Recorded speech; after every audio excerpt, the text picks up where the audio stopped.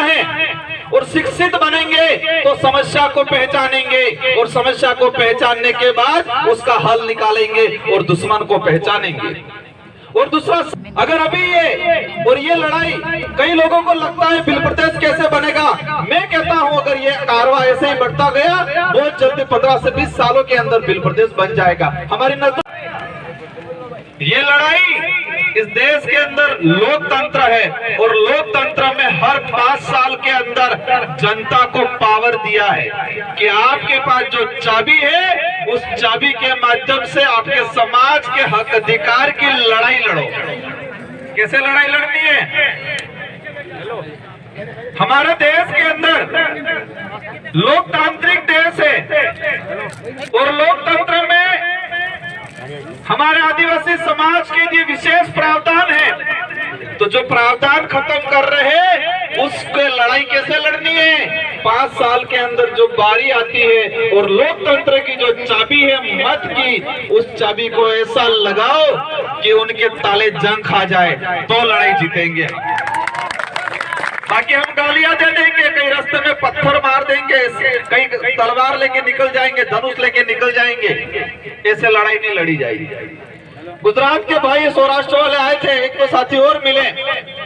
हम गुजरात में गए थे विधानसभा चुनाव प्रचार में, कह रहे थे हम तो समाज ने छाती बधु हारू छे, हम इस आदिवासी समाज ने हक अधिकार बदले लड़ा, लेकिन वोट तो भाजपा में चालू पड़े इनके अंदर। लड़ाई क्या है, लड़नी किससे है वही नहीं पता है और लड़ाई लड़ने निकल जाएंगे।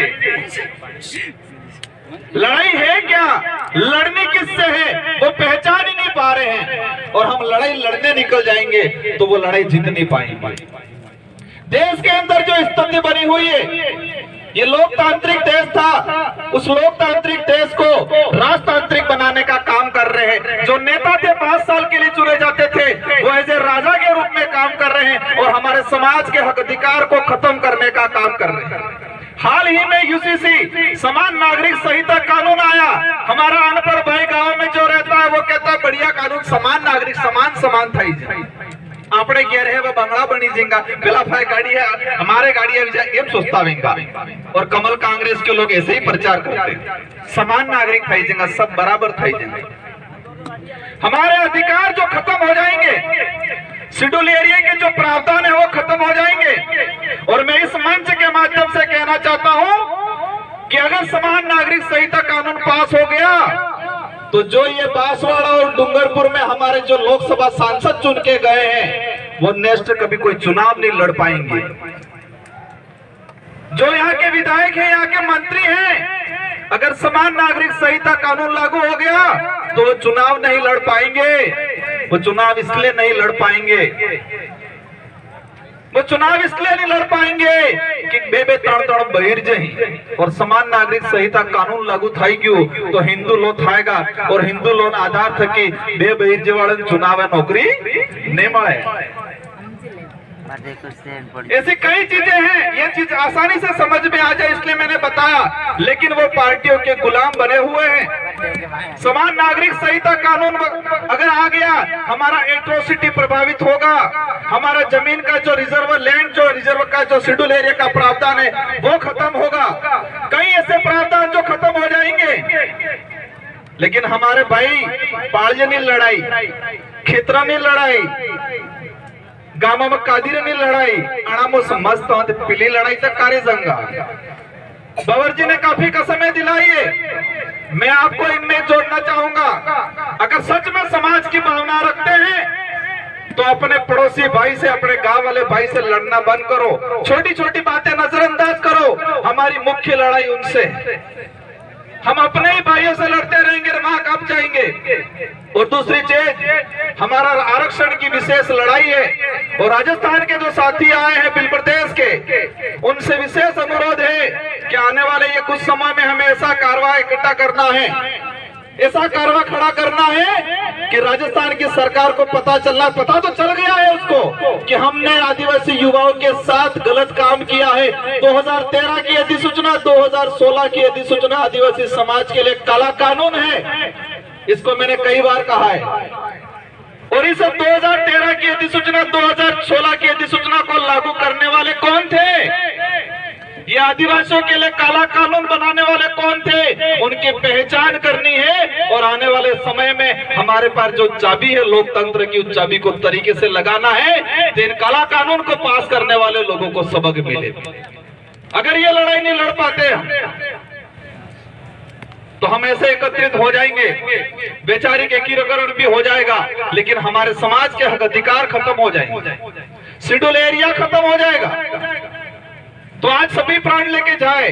और दो ही बात मेरी जो मुख्य है कि लड़ाई लड़नी क्यों है, समस्या क्या है, उस समस्या को जानो और फिर लड़ाई लड़नी किससे है, किससे लड़नी है उसको पहचानो और कैसे लड़नी है वो मैंने बता दिया। लोकतंत्र की सबसे बड़ी कुंजी है, जो 5 साल में आपको अवसर मिलता है उसका सही उपयोग किया जाए और आने वाले समय में उनको एहसास कराना है। और इसी मंच से सागवाड़ा की जनता, 84 की जनता को धन्यवाद देता हूं कि आदिवासी इलाके में पहली बार सही मायने में लोकतंत्र स्थापित करने का काम किया उन्होंने 2018 में, और अच्छे के ताले लोग आप लोगों की भी बारी है। आदिवासी इलाके के अंदर पहली बार सही मायने में लोकतांत्रिक जो व्यवस्था है उसको 84 और सागवाड़ा की जनता ने लागू किया और अच्छे के ताले बंद हो गए। अब आपकी बारी, एमपी वालों की भी बारी है। गुजरात में बधु छारो छे मिल लीजो ने पहचानी लीजो तुम्हारो दुश्मन कौन छे। बधु छारो छे ने बड़ा प्रधान दुश्मन को तो पहचान ही नहीं रहे, अपने भाई है, पड़ोसी, अपना गांव का कोई है उसको पहचान रहे, उससे लड़ाई लड़ रहे जिसका कोई मतलब ही नहीं। तो इसी क्रम में कई वक्ता रहे हैं, कई वक्ताओं की लंबी लाइन है, लेकिन शारीरिक रूप से मजबूत होना है। कई साथी चढ़ते चढ़ते थक गए थे। हम हमारे बुजुर्गों से सुना करते थे कि हमारे कलसी बेमा जो हमारा तंबोड़ा थाना हुआ करता था, गोविंद गुरु महाराज या जब 1913 से पहले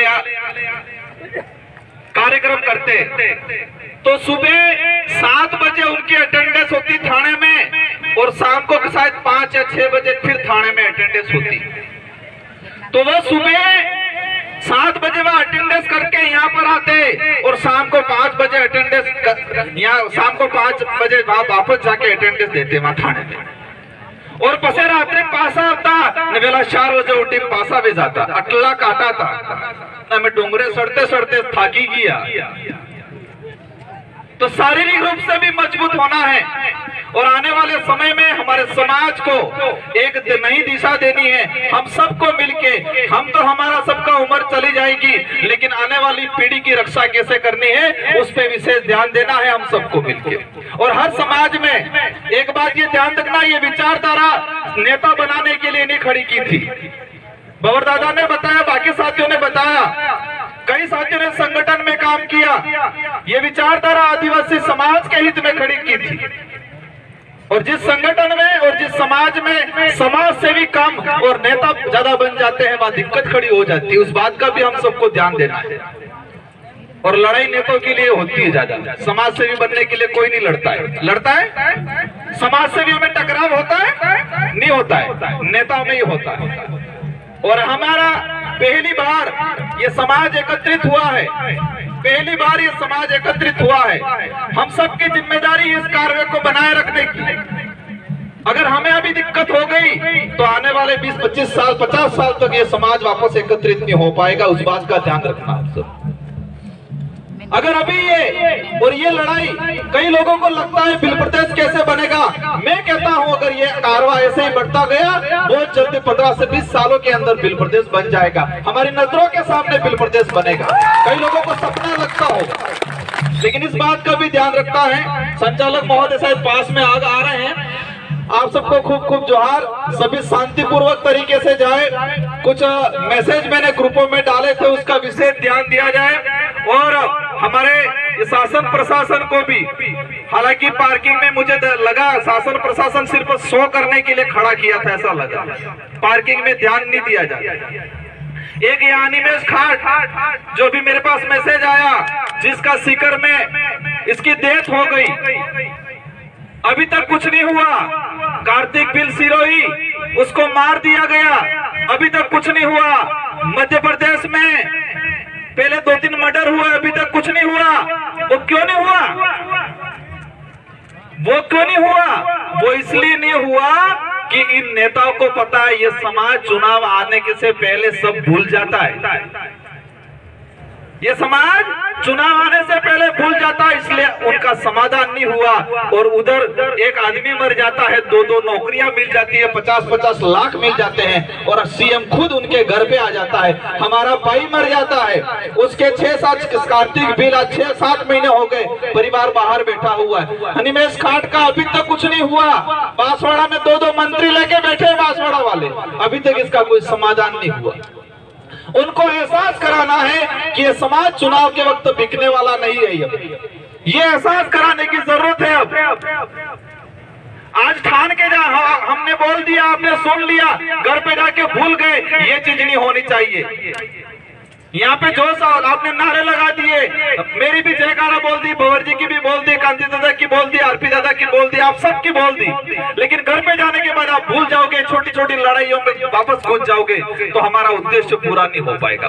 गांठ बांध के जाए सब कि हमारा दुश्मन मेन कौन है, हमें लड़ाई लड़नी कैसे है और लड़नी किससे है, उसको आज पहचान के जाए और ये गुस्सा बरकरार रखे। आज से दिसंबर 2023 तक और 2023 दिसंबर में इस तरह से इस गुस्से को फोड़े कि आने वाले समय में सबके ये ताले लोक हो जाए। इन्हीं शब्दों के साथ आप सबको जय जोहार, जय आदिवासी, जय बिल प्रदेश।